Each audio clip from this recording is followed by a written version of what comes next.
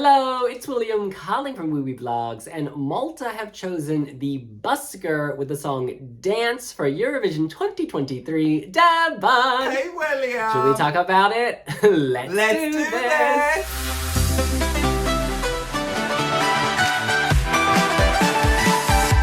Ooh, Lord, y'all, we are real behind on these reaction videos.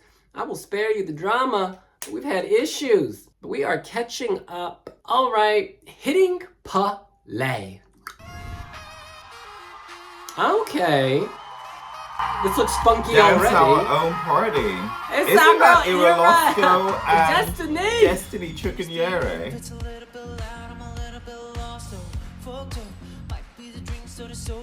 Okay, there's personality here.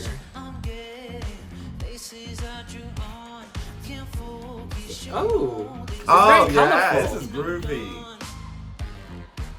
Okay.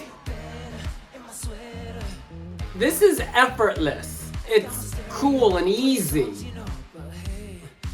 Hey. Okay.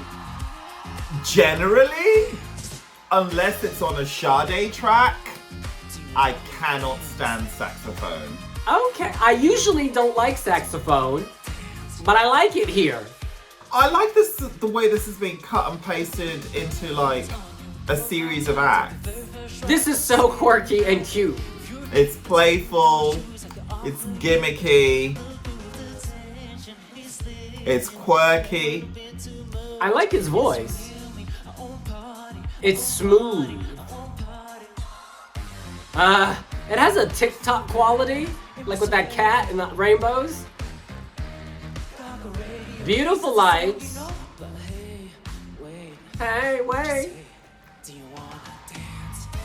I like when he dances. He has the moves. It's so simple, but so cute. I want to dance, Busker. Let's go. Oh, Act 3. Saxophone. Okay. We've had a costume change. It's a very circus feel to this. Okay. Oh, yes. I like it. This is well shot. There's personality. I mean, it's a little repetitive, but I like it. Serving some Daddy Frere cartoons.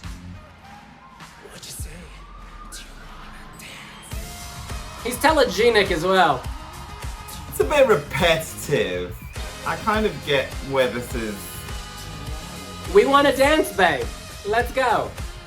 I love this 80s aesthetic. Purple floor. This looks expensive here. This is not bad. Oh, yeah. Damn. Yes. It's sweet. No, thank you, honey. Thank you. Okay, let's talk about this. So this is, in terms of personal taste, I like saxophone on tracks that are of that era. Do you get what I mean? Sade, Joan Armatrading, Randy Crawford. Do you get it? So in recent times you have like Fleur East, which has done a good sax intro.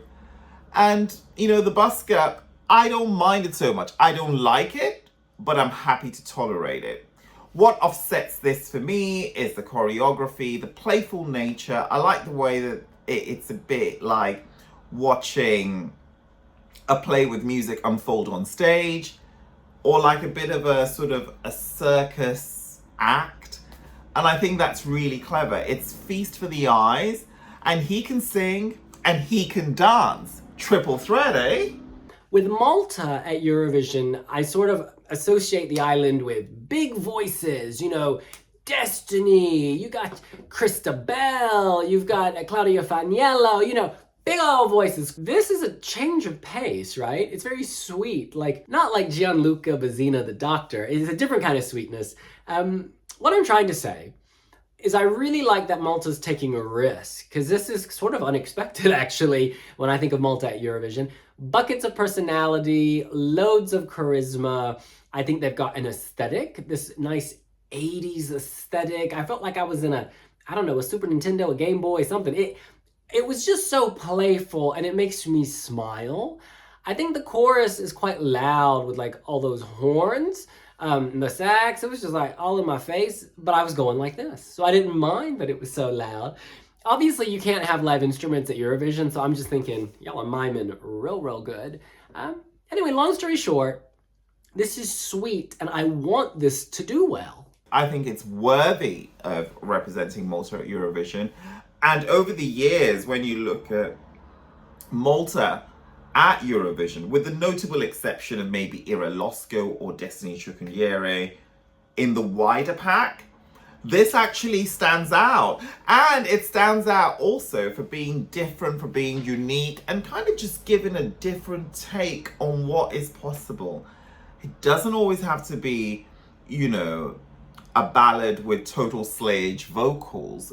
You can also represent your country having fun on stage and dancing and being really quirky. The saxophone element really does take it back to Sunstroke projects in Moldova, but this is very different. For a start, the enunciation here is on point.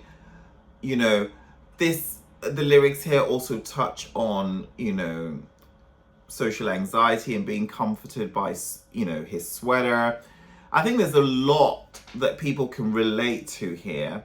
It has all the formula of what a good Eurovision song has without sounding terribly Eurovision. Malta is competing in semi-final 1. They've been drawn into the first half and will sing alongside Croatia, Ireland, Latvia, Norway, Portugal, and Serbia. And then in the second half, it's Azerbaijan, Czech Republic, Finland, Israel, Moldova, Netherlands, Sweden, and Switzerland. Now look, this is an uphill climb.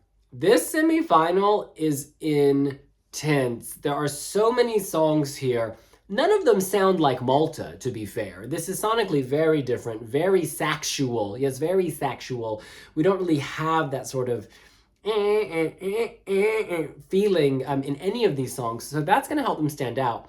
This actually stands out. I'm not worried about qualification. I think that this will comfortably sail through. This will court Eurovision fans for just being out of the box, you know? It hasn't got the polish that Lake Malawi had, but yeah, I really like this. I think the part I don't like is the which, sadly enough, is the crux of the song. But hey, that's just my personal taste. I love the weirdness of it, and I love how un-Eurovision it is. But 3 minutes flew by. And 3 minutes can be a long time when you don't like something. I really liked this. And yeah, it really did appeal to me. This is the tougher semi-final. And there are like 6 or 7 countries I'm convinced will go through. And so that leaves, what, 3 spots? This is going to be an uphill climb. However, if they can keep this personality, this quirkiness, let that lead singer shine, it could squeak through, maybe. But also in terms of the visual presentation, I mean, this is creative, right? This is kind of thinking outside the box. This is, you know, splitting your song into several parts. You know, it's storytelling at its best. And it's just trying to engage. The movement and the choreography is on point. You know, I like the party hat put to one side and, you know, movement, you've got to give it, you know, and also faithful to its name, right? This is called the Busker, and you get a feeling that this is lacking in polish, but not in a way that is punitive, more in a way that is refreshingly different and charismatic. Because, you know, you want to root for the Busker, don't you? Rather than the one with a €2 million budget. I want to read some comments from the Wiwibloggs website. The most voted comment comes from Sabrina. She says, Considering the very low expectations I had to the Maltese entry, I'm actually positively surprised. Musically, am I crazy about it? Far from it. But it's nice to see Malta picking something with a beating heart, something that sounds like would come from a group of friends making music and not the product of a calculated songwriting camp. They're having fun, they put a lot of thought on the stage, and there's a chance they'll meet Sunstroke Project in Liverpool, which I bet would be one of their influences. XXX says, finally something with a personality from Malta. Anders P says, I've paid zero attention to Malta this year. I definitely did not expect this. I think I love it. Sonam says, first Maltese entry I really love since I can't remember. Congrats Malta, you'll do fine in televoting for a change. And Fierce Queen says, I guess if the Busker gets a crazy staging, they may pass to the finals as a novelty act. They feel like they're enjoying the song as much as the audience. Yeah, and I think that's what's so strong here, is there's an infectious joy. The members of this group seem to be loving what they're doing, and so you want to will them on. You want them to have another turn on the stage, and that's a quality you can't really fake, right? You're either into your song or you're not. They're clearly living every moment, and that makes me want to get behind them. So I really wish them nothing but the best. If this comes on, I wouldn't skip it. I wouldn't skip it. And in fact, I would listen to it happily. Would I choose to put it on? I don't know about that because this is not my type of music. However, at Eurovision, it's somewhat a passive thing, right? The music comes at you and then you respond to what you respond to. So anyways, look, I'm supportive of Malta and I'm wishing them all the best.